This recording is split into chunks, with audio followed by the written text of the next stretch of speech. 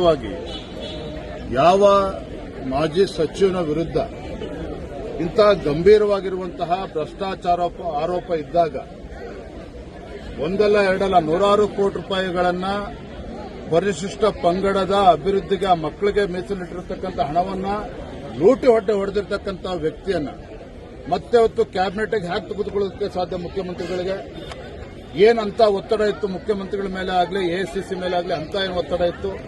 ನಮಗೆ ಇರುವಂತಹ ಮಾಹಿತಿ ಪ್ರಕಾರ ಅವರು ಏನು ನಾಗೇಂದ್ರ ಅವರು ಕಾಂಗ್ರೆಸ್ ಹೈಕಮಾಂಡ್ ಕೂಡ ಬ್ಲಾಕ್ ಮೇಲ್ ಮಾಡಿದ್ದಾರೆ, ಹೆದರಿಸಿದ್ದಾರೆ. ನಾವು ಸತ್ಯವನ್ನೆಲ್ಲವೂ ಕೂಡ ಮಾಧ್ಯಮದಿಂದ ಬಿಚ್ಚಿಡಬೇಕಾಗ್ತದೆ, ನನ್ನನ್ನು ಕ್ಯಾಬಿನೆಟ್ ತೆಗೆದುಕೊಳ್ಳದೇ ಇದ್ರೆ ಈ ರೀತಿ ಬೆದರಿಕೆ ಹಾಕಿದ್ದಾರೆ ಅನ್ನೋ ಮಾಹಿತಿ ಕೂಡ ಕಾಂಗ್ರೆಸ್ ವಲಯದಲ್ಲೂ ಚರ್ಚೆ ಆಗ್ತಾ ಇದೆ.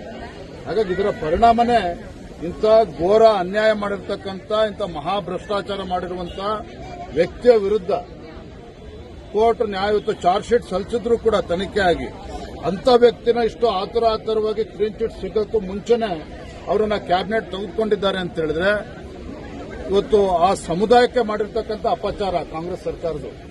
ಕಾಂಗ್ರೆಸ್ ಪಕ್ಷ ಇವತ್ತು ಪರಿಶಿಷ್ಟ ಪಂಗಡದ ಸಮುದಾಯಗಳಿಗೆ ಇವತ್ತು ಅನ್ಯಾಯ ಮಾಡಿದ್ದಾರೆ ನಾಗೇಂದ್ರ ಅವರನ್ನ ಕ್ಯಾಬಿನೆಟ್ಗೆ ತೆಗೆದುಕೊಳ್ಳುವ ಮೂಲಕ. ಹಾಗಾಗಿ ಭಾರತೀಯ ಜನತಾ ಪಾರ್ಟಿ ಸದನದ ಒಳಗಡೆನೂ ಕೂಡ ನಾವು ಹೋರಾಟವನ್ನು ಮಾಡ್ತೇವೆ, ಸದನದ ಹೊರಗಡೆ ರಾಜ್ಯಾದ್ಯಂತ ಇದ್ರ ಬಗ್ಗೆ ಹೋರಾಟವನ್ನು ಮಾಡಬೇಕು ಅಂತ ತೀರ್ಮಾನ ಮಾಡಿದ್ದೇವೆ. ಯಾವುದೇ ಕಾರಣಕ್ಕೂ